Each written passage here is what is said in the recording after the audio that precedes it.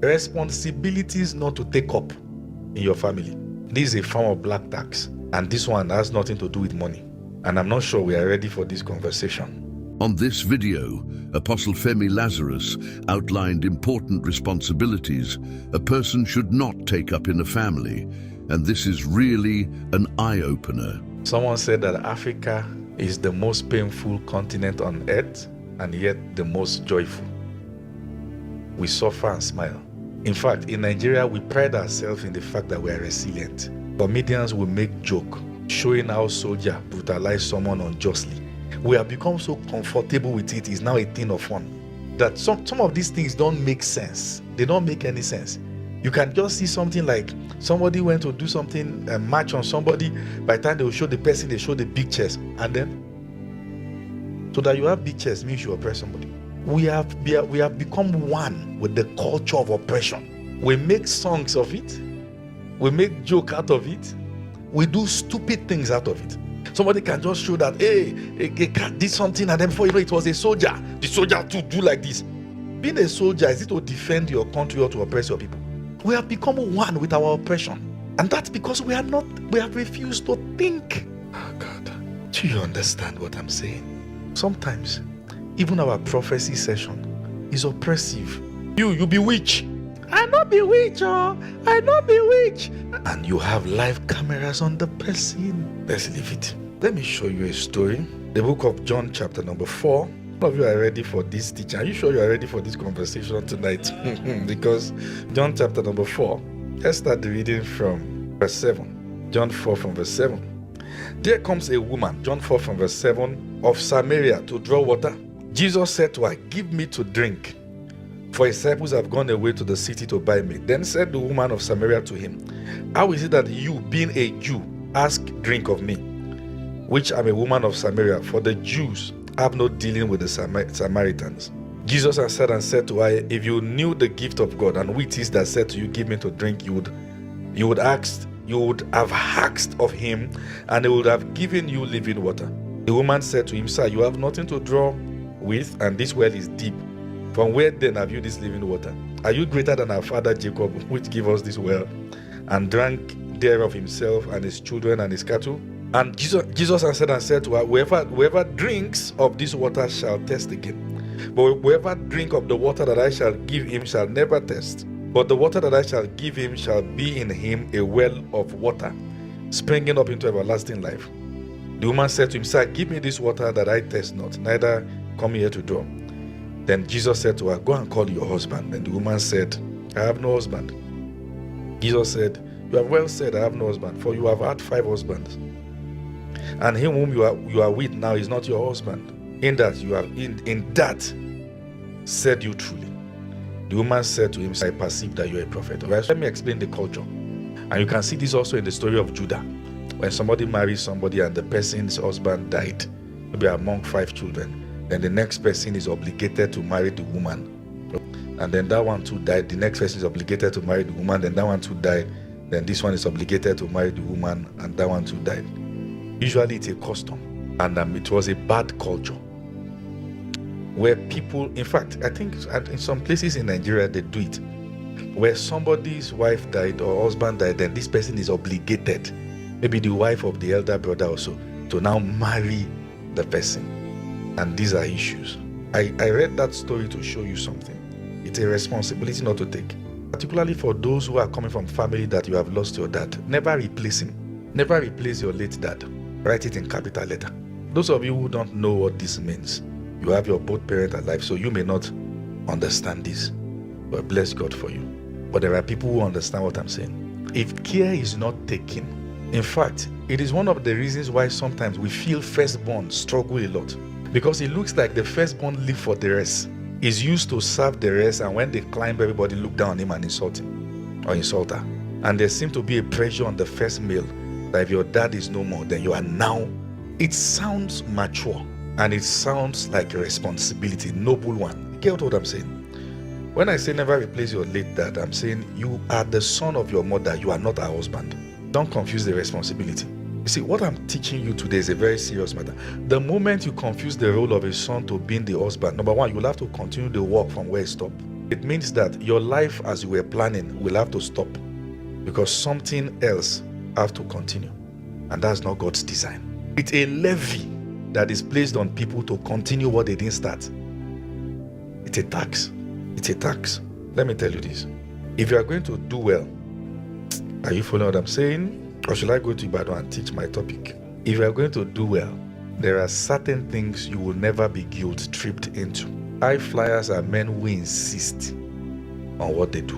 In fact, if not, the devil knows that one way to distract your journey for life is for something to happen in the family, and then you are. Do you know what happens? Somebody has lost the dad. They say now you are the father of this house. No problem. We are not raising irresponsible people. But the problem now is that this person's primary obligation to his own immediate family is being contested for. Meanwhile, everyone have responsibility to do what they should do. Go to school, study, make money, and support. Everybody collectively support. You are not your late dad, and you are not obligated to fill his shoes. You have a call upon your life. You have an assignment. Be responsible. Support your family. Don't watch them suffer. But don't replace who you are not. If your mom will have to remarry later, and if you're a lady, you have lost your mom, you can't replace your mother. You are not your father's wife. You are his daughter.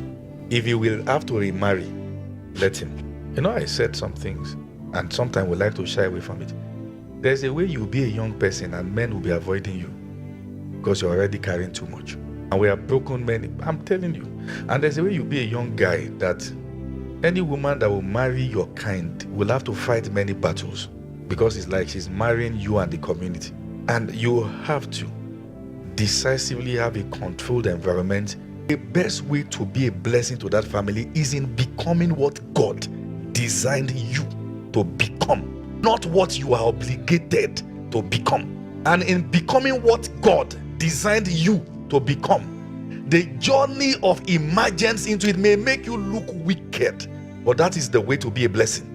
It may be that at certain point, I can't afford this because I'm a work in progress. You don't have to inherit your late father's room in the village. Do you understand? You don't have to. You have an assignment. You have a family. And the earlier you understand that, the better. If not, the pattern of dysfunctionality will continue. It will never end.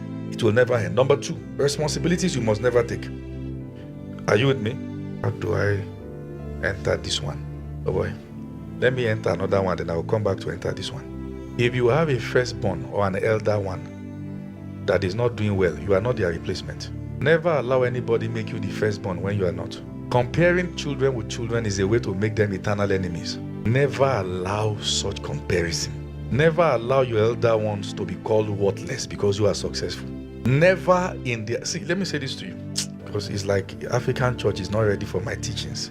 Because I'm seeing many walls of emotions. Apostle, this matter is hard. Yes, it is. Some of you have elder ones that are not maybe as successful as you, are not getting it right after this. Never allow anybody tell you are the firstborn because of the level of your success. Never allow them put you ahead of your elder ones because you are more successful. You must give them their place. God's intention is not to have Esau and Jacob in families. It is not a case where the elder will serve the younger. God wants everyone to do well. Do you understand what I'm saying? It's a very serious matter.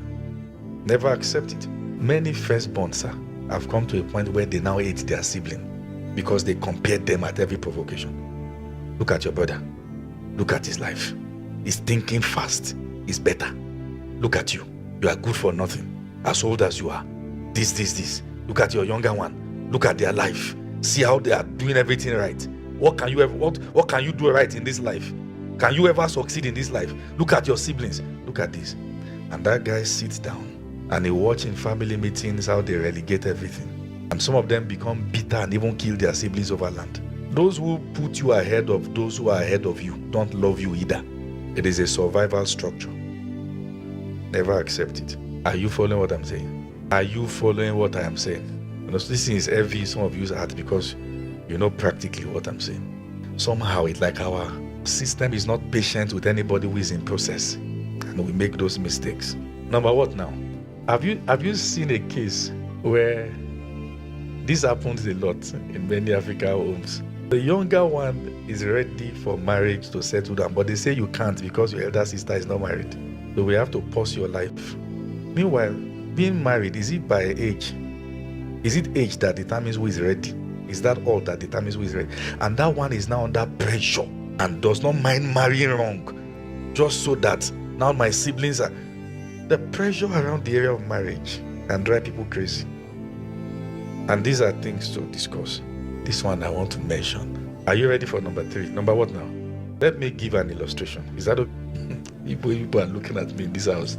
Are you sure? Yes, sir. Can I give an illustration? Yes, sir. Are you sure? Yes, sir. Maybe I should fly out of this place now. Nakale, please come. All right. There's a condition that we need to help.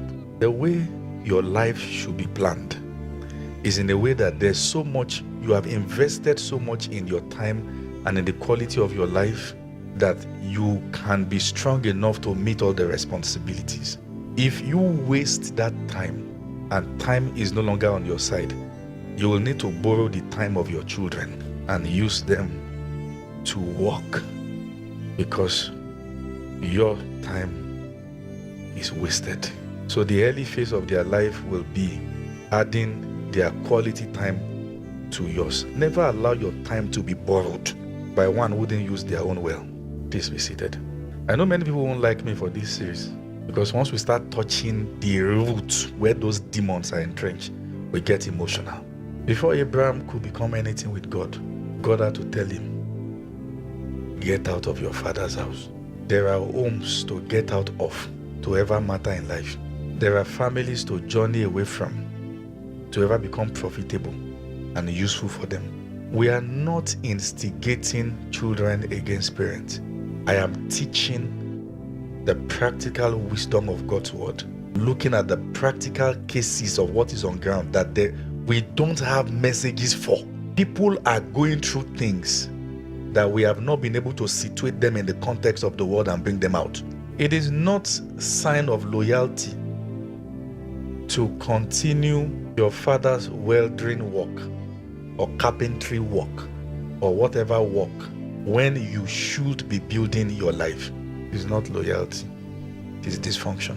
And if the time of 2, 3, 4 children are absorbed to continue that, and then later they are left midway to now start to figure their own way, some of them cannot meet up with school because they have spent that time doing what they should not be doing. My advice is simple. Maximize your time so you will not need to borrow anyone's own. Thank you for watching BBNet Media. May the inspiration and knowledge you have received today stay with you throughout your week. If you've been blessed by this message, please share it with someone who needs to hear it. And don't forget to hit that subscribe button and the notification bell so you can stay up to date on all our latest inspirational content. Join us next time for a more uplifting messages on faith and relationships. Until then, keep walking in faith and remember that God is always with you, guiding and directing your path. Thank you once again for watching. God bless you richly.